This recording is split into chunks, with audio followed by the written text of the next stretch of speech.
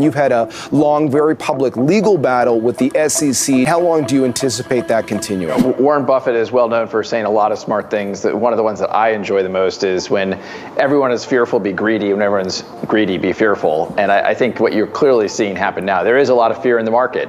But again, whether you're looking at the people who did and came out looking the best out of the dot-com crash or even the Great Recession in the late aughts, these are people who had the foresight to recognize that some of the pain is short term. I mean, look, John, you and I have known each other a long time. There's a reason I have this gray hair, and it certainly is a benefit at times like this to be able to say, I've seen this before. We are investing. We're continuing to hire at a time when I think there's a lot of fear, and a lot of people are pulling back. All asset classes contracted, and I think that's certainly obviously the true of Bitcoin. But I also think you have to zoom out.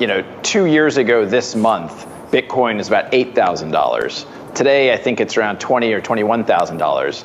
Now, I'm not I'm not pretending it didn't hit $68,000 or $69,000 in between those moments.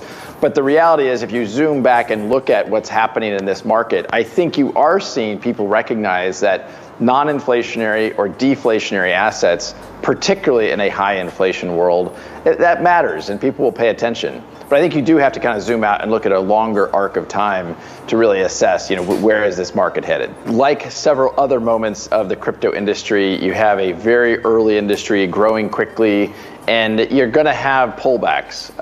You and I both witnessed firsthand the earliest days of the internet, kind of Web 1.0.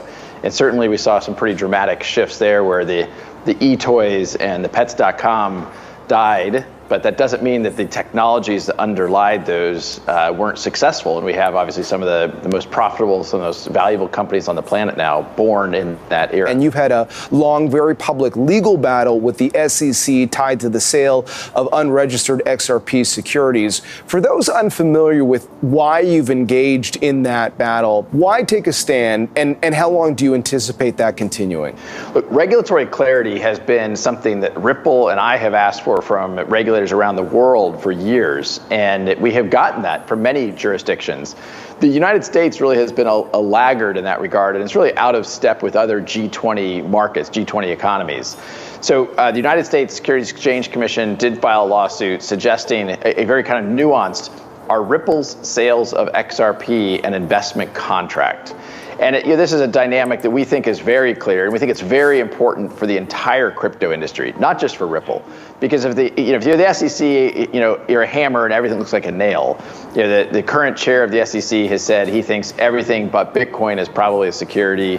If that's the case, that's going to be a very negative sign for crypto in the United States at large. And really, you're already seeing a lot of crypto growth and talent move overseas because of that. Canada has, to some degree, followed some of the U.S. regulation, but also, really, Canada is ahead of the U.S. in that they've already done a Bitcoin ETF, which the U.S. is still lagging. So, look, the U.S. was a leader in the internet kind of 1.0 experience, partly because there was that regulatory clarity, that certainty.